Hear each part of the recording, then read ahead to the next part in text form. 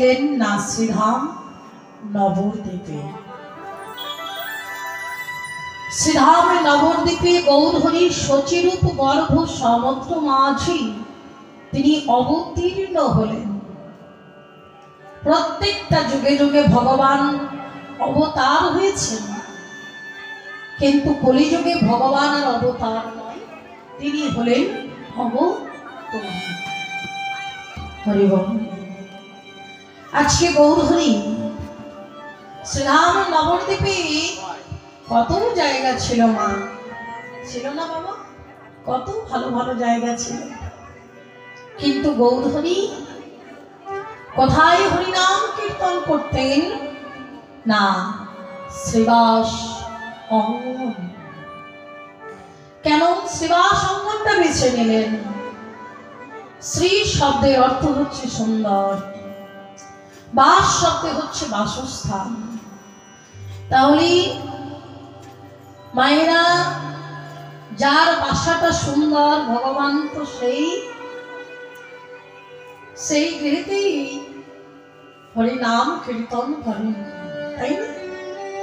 অঙ্গন বলতে আমরা বুঝি, আমরা যে পার্থিব জগতে ইট কাঠ সিমেন্ট বালি দিয়ে যে বাড়ি তৈরি করি, এগুলোকে আমরা বুঝি, কিন্তু ভগবান কি আসলেই এই ইট কাঠ সিমেন্ট বালি দিয়ে যে তৈরি যে বাড়ি ঘর, যে অঙ্গন, এই অঙ্গনে কি তিনি হরিনাম কীর্তন করেন?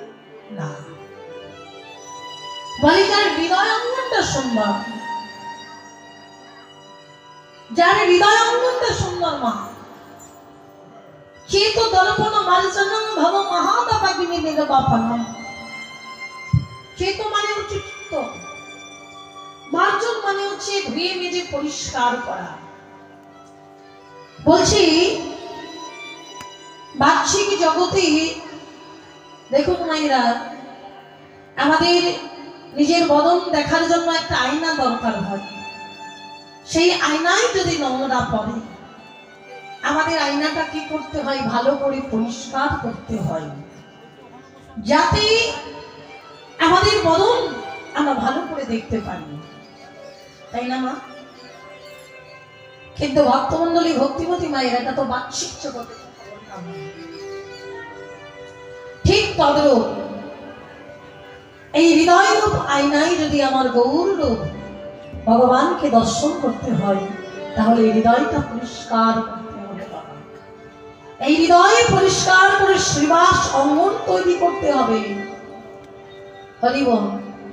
যদি কেউ এই হৃদয় রূপ গহ্বরটা সুন্দর করে কৃষ্ণ নাম সোধা রস দিয়ে যদি পরিষ্কার করে একবার যদি গুরু কৃপা লাভ করে, গুরুচরণ আশ্রয় করে যদি হৃদয়টা, হৃদয় গহ্বরটা যদি, হৃদয় আয়নাটা যদি পরিষ্কার করতে পারে, তবেই তো সেই অঙ্গনে আমার মহাপ্রভুকে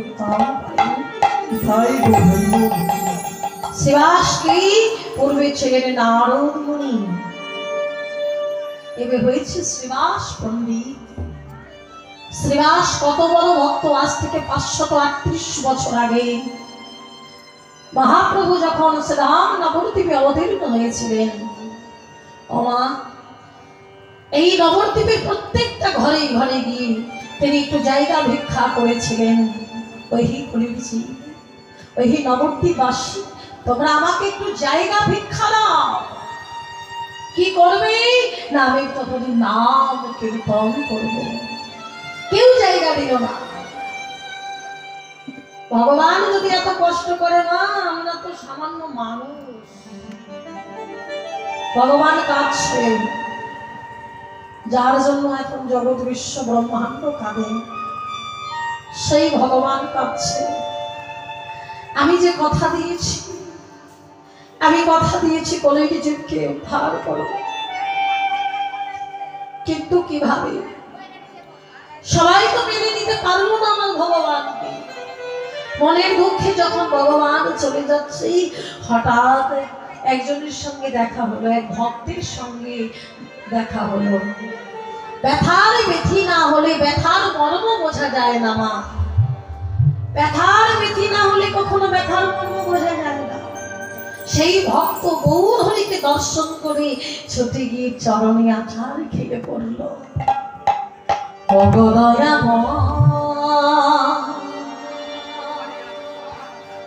করুণা সারা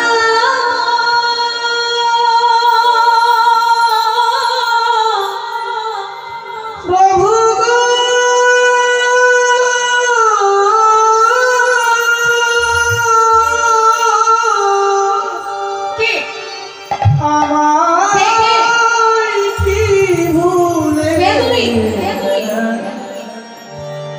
তুমি আমার চরণে পড়লে কি? প্রভু একবার আমার দিকে চেয়ে দেখো, তুমি একবার আমার দিকে চেয়ে দেখো আমি কে। সঙ্গে সঙ্গে গৌর হরি বলছেন, তুমি না আমার নারদমণি, এবে হয়েছ শ্রীবাস পণ্ডিত। তো শ্রীবা তুমি আমার চরণে কেন? এসো, তুমি আমার হৃদয়ে এসো। গৌর হরি আমার শ্রীবাস পণ্ডিতকে নিয়ে আলিঙ্গন দিল। শ্রীবাস পণ্ডিত গৌর হরির বদন পানে চেয়ে দেখছেন, গৌর হরি কাঁদছে। শ্রীবাস বলছে, দয়াময় তুমি কাঁদছো কেন? প্রভু তুমি কাঁদছো কেন? তোমার কি হয়েছে গো? ওই যে বললাম মা, ব্যথার বিধি না হলে ব্যথার মর্ম কখনো বোঝা যায় না। গৌর হরি বলছে, শ্রীবাস আমি তোমার কাছে একটা জিনিস চাইবো, তুমি আমায় দেবে। শ্রীবাস বলছে, দয়াময় তুমি কি বলছো? তুমি আমার কাছে জিনিস চাইবে, আমার কি আছে তোমাকে দেবার? আমার বলতে তো কিছু নেই, যা আছে সবই তো তোমার। তোমার কৃপাতে আমি পেয়েছি। তবুও ভক্তমন্ডলী, ভক্তিমতী মায়েরা দেখবেন, বাড়িতে যদি কোনো বাচ্চা থাকে না, দেখবেন বাচ্চা ছেলে না বাবা মায়ের কাছে আবদার করে, বাবা ও বাবা। যখন ছেলেটাকে নিয়ে বাজারে যায়, আমাকে একটু বিস্কুট কিনে দাও, একটু খাবার কিনে দাও না। বাবা যত্ন করে ছেলেটাকে খাবার কিনে দেয়। আবার সেই বাবাই হাত পেতে চায়, খোকা খোকা আমায় একটু দে, একটুখানি দে বাবা। তখন ছেলেটাকে, আমি দেবো কেন? আমি দেবো না। বাবা কিন্তু আবারও চায়, খোকা আমায় একটু দে না। কেন? বাবার কাছে কি খাবার কিনে খাওয়ার পয়সা নেই? বলে ছেলের কাছে, ছেলের কাছে যে পাওয়া, এটা যে কত বড় আনন্দের, এটা একমাত্র বাবাই জানে। তাই আজকে জগৎ পিতা আমার শ্রী হরি, আমার গৌর হরি বলছে, শ্রীবাস দেবী আমায় কি দেব? প্রভু বলো, তুমি যখন মুখ ফুটে চাইছো বলো না, আমি তোমায় কি দিতে পারি? আমার বলিতে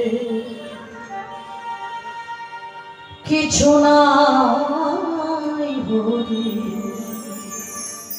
কে দেব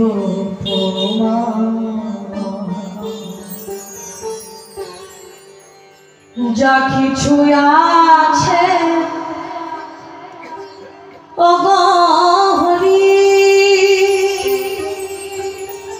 সবই যে তো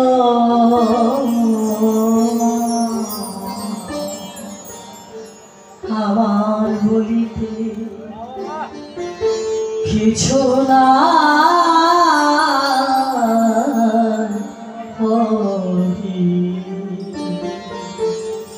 তবু তুমি যখন বলেছ অবশ্যই দেব, বলো প্রভু কি চাও? শ্রীবাস, আমায় একটু জায়গা ভিক্ষা দেবে শ্রীবাস? দয়াময়, তুমি আমার কাছে জায়গা ভিক্ষা চাইছো, আমি তোমায় জায়গা ভিক্ষা দেব? ও প্রভু, তুমি জায়গা নিয়ে কি করবে গো? শ্রীবাস, আমি একটু হরি নাম কীর্তন করব।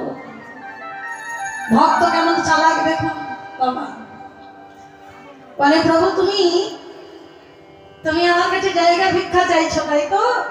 বহিরঙ্গন চাইছো, আমি তোমায় দেব।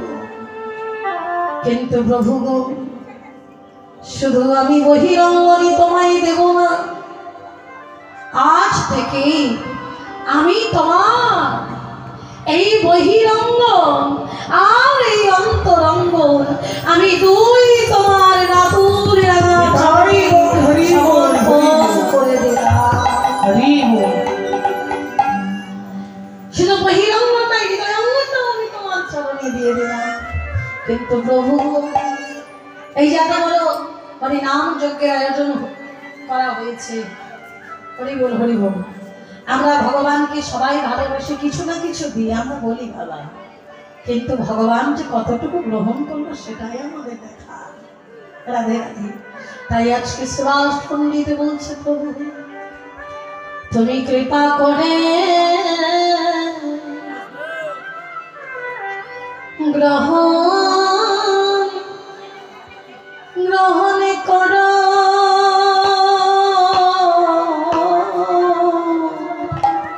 তুমি কৃপা করে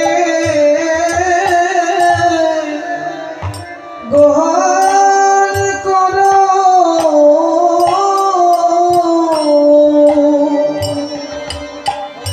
তুমি কৃপা করে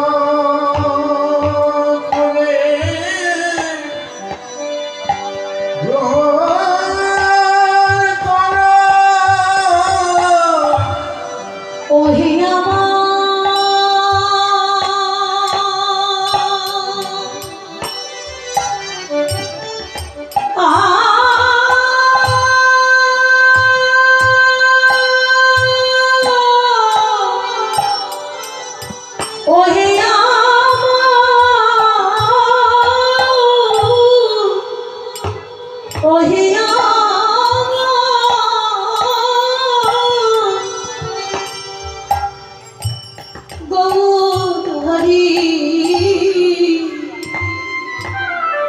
তুমি কৃপা করে গ্রহণ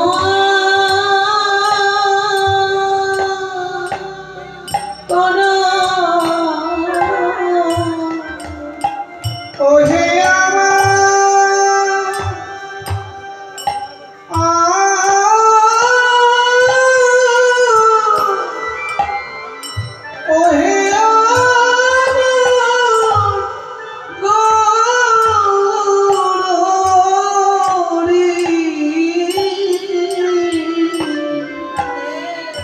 তুমি কৃপা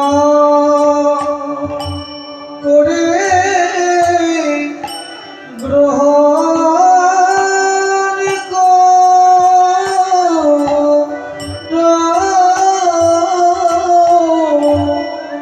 আমার দেবার মতো ভাইরা, ভগবানকে দেওয়ার মতো আমাদের কাছে কিছু আছে?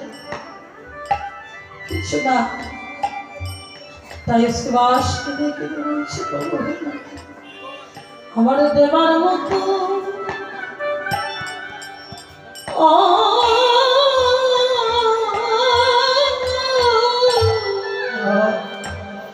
দেবার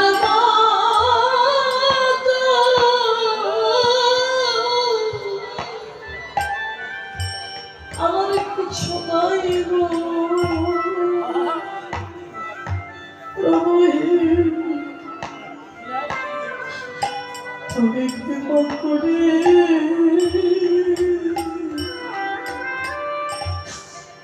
গ্রহণ করো।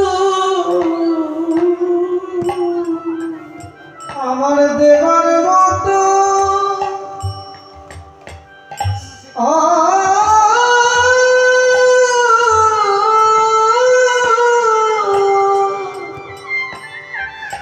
আর কিছুই নাই গো,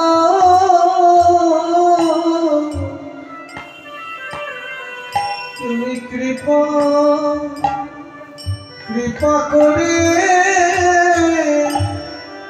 গ্রহণ করো। আমার দেবার মতো ও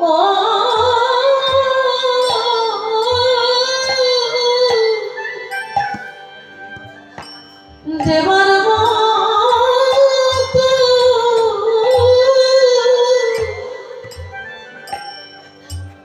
কিছু নাই গো।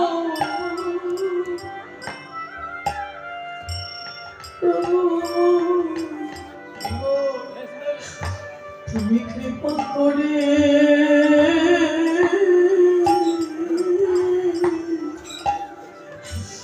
গ্রহণ করো। আমার দেবার মতো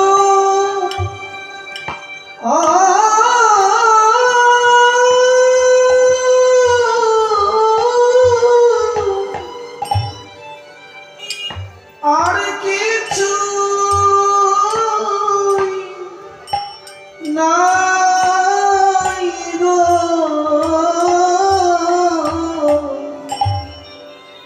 তুমি কৃপা করে গ্রহণ করো। দেবার মতো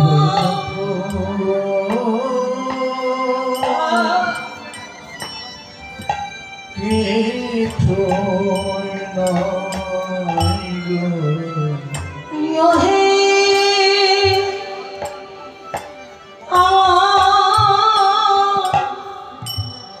গৌর হরি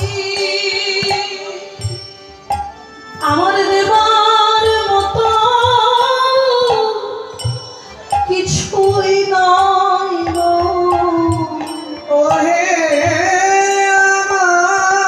আমার গৌর হরি, আমার দেবার মতো কিছুই নাই গো। ওহে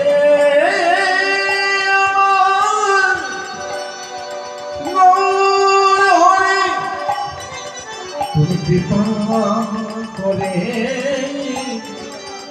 গ্রহণ করো। বলিও হে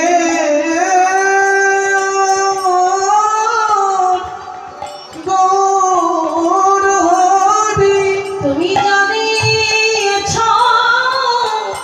তাই দিয়েছি। ওহে আমার গৌর হরি, জানিয়েছ অন্তই দিয়েছি। এবার কৃপা করে গ্রহণ করো।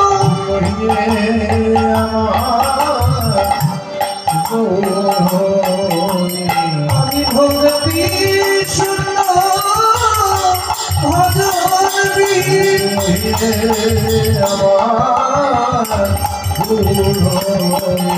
আমি ভক্তি শূন্য ভজন বীর, এবার নিজ গুণে গ্রহণ করো। আমি ভক্তি শূন্য ভজন বীর, আমি ভক্তি শূন্য ভজন বীর,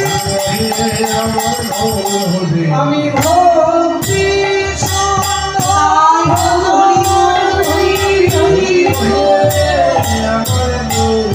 বীর, আমি ভক্তি শূন্য ভজন বীর, আমি ভক্তি শূন্য ভজন বীর। তুমি যা দিয়েছ তাই দিয়েছি কৃপা করে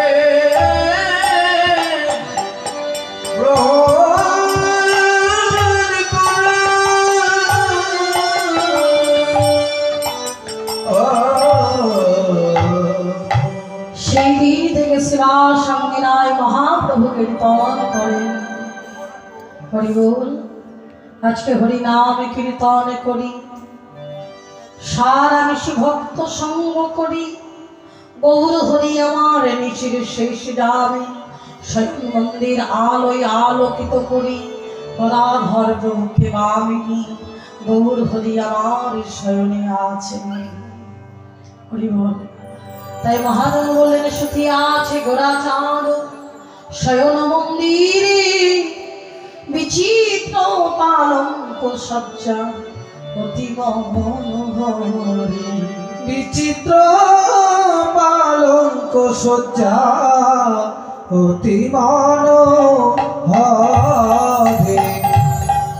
আমার যে মন্দিরে গৌর হরি সামনে আছে, সেই মন্দির পানি একবার লক্ষ্য করেছি। দেখো কত সুন্দর করে বলে ভিতর বাহির আলো করেছে, ভিতর বাহির আলো করেছে, ভিতর বাহির আলো করেছে, ভিতর বাহির আলো করেছে, ভালো করে সেই দেখো ভিতর বাহির আলো করেছে। ভালো করে যে দেখো চরণ বিনে ধরে ভালো করে যে দেখো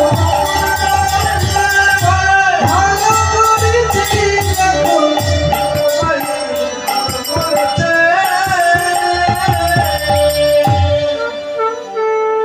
হারিয়ালো সেই বসয়ঙ্গ,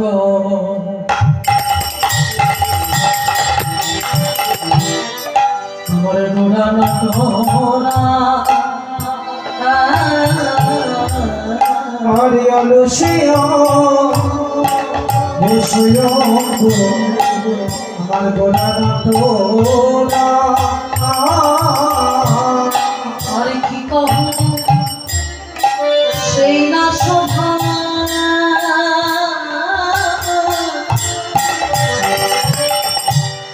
কহনে না যায়। আরে কি কহ সেই না শোভা, কহরে না যায় গো। বলা তো যায় না, না বলা তো যায় না, বলা তো যায় না। স্বয়ং ভার কথা বলা তো যায় না। শয়ন ভার কথা, আর বলবো শয়ন ভার কথা, শয়ন ভার কথা, শয়ন ভার কথা, বলা তো যায় না। আর কি কহব সেই না শোভা, আর কহরে না যায় গো।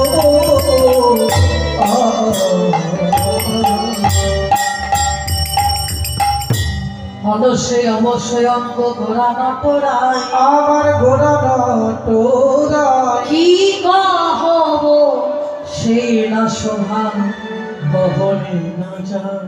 করে না যায়। গুরুর চরণ আশ্রয় করে ভজনের ঘরে বসে যাতে আমার গৌর হরির স্বয়ং শোভা দর্শন করি, তারাই তো একমাত্র দেখতে পাই গৌর হরির স্বয়ং শোভা। কত ভাগ্যে আছি আমাদের মিলেছে গৌর হরির স্বয়ং শোভা দর্শন করা। হ্যাঁ, এই অল্প ভাগ্যের কথা নয় মা। তাই একজন নদীয়ার নাগরিক, আচ্ছা নাগরিক কারা? মায়েরা নাগরিক কারা গো? নাগরিক আমরা মায়েদেরকে বুঝি, তাই তো? কিন্তু চৈতন্য চৈতামৃতে কবিরাজ গোস্বামী পাঠ কলম দিলেন নাগরিক কারা জানো? গৌর হরিকে যারা প্রতিরূপে ভজন করে তারাই হল নদীয়ার নাগরিক। তাই সেই একজন নদীয়ার নাগরিক অপর এক নাগরিকে ডেকে ডেকে বলে, ও নাগরিক, দেখ না আমার গৌর হরির শয়ন সভা। বিধাতা যখন আমার গৌর হরিকে নির্মাণ করেছিল, না জানি কত শোভা দিয়ে নির্মাণ করেছিল, কত কত শোভা, মেঘের বিজলি কিবা ছানিয়া যতনি, কত শোভা দিয়া বিধি হইল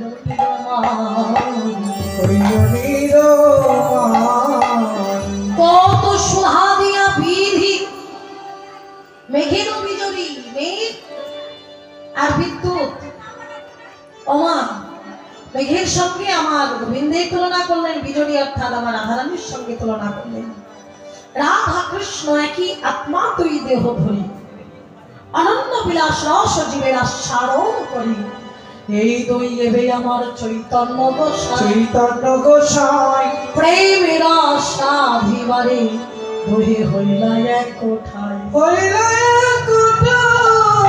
সেই রাধা কৃষ্ণ মিলিত তনু হচ্ছে আমার শ্রী গৌর হরি।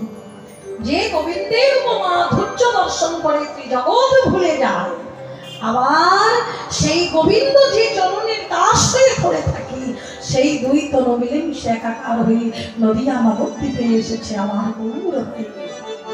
কত সুন্দর তার উপমা ধরি। আজকে একজন নাগরী অপর নাগরীকে বলছে, ও নাগরী, যে বিধাতায় আমার গৌর হরিকে নির্মাণ করেছিল, আমার কি মনে হয় জানিস, সে চোখে বুঝি দেখে না, চোখে বুঝি দেখে না, চোখে বুঝি দেখে না, দেখলে ছেড়ে দিত না গো, চোখে বুঝি দেখে না, দেখলে ছেড়ে দিত না গো, চোখে বুঝি দেখে না, দেখলে ছেড়ে দিত না গো, চোখে বুঝি দেখে না। অপর নাগরী বলছে, কি বলছিস, না দেখলে কখনো গঠন করা যায়? বিধাতা দেখেছিল, ও মায়েরা, বিধাতা দেখেছিল কোন নয়ন দিয়ে? না বিধি মার্গের নয়ন দিয়ে।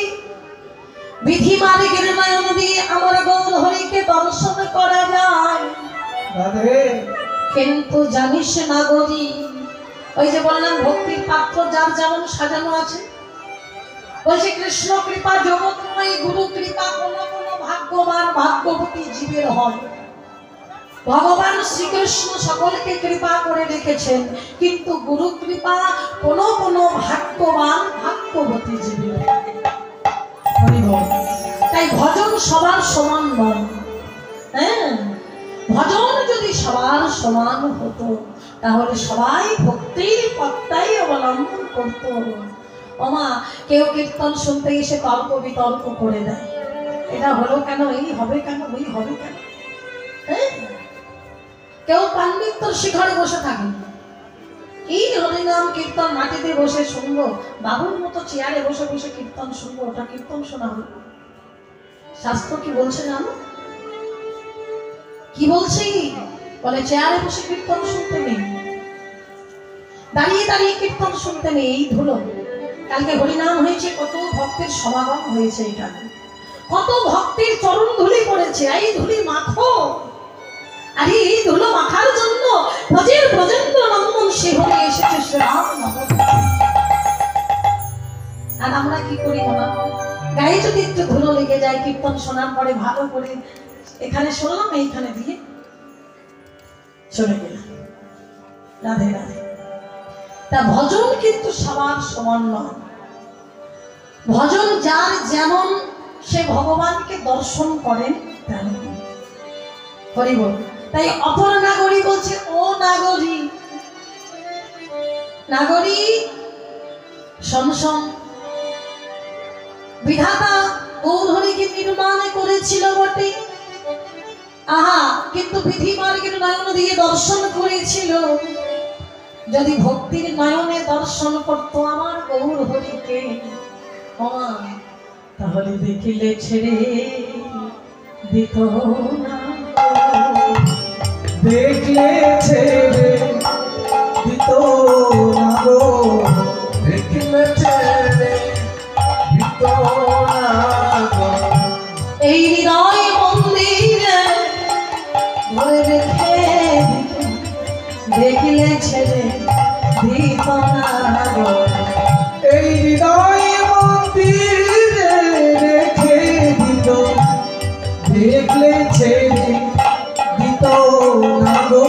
হৃদয় মন্দিরে রেখে দিত, দেখলে ছেড়ে দিত না গো। এই হৃদয় মন্দিরে রেখে দিত, হৃদয় মন্দিরে রেখে দিত, হৃদয় মন্দিরে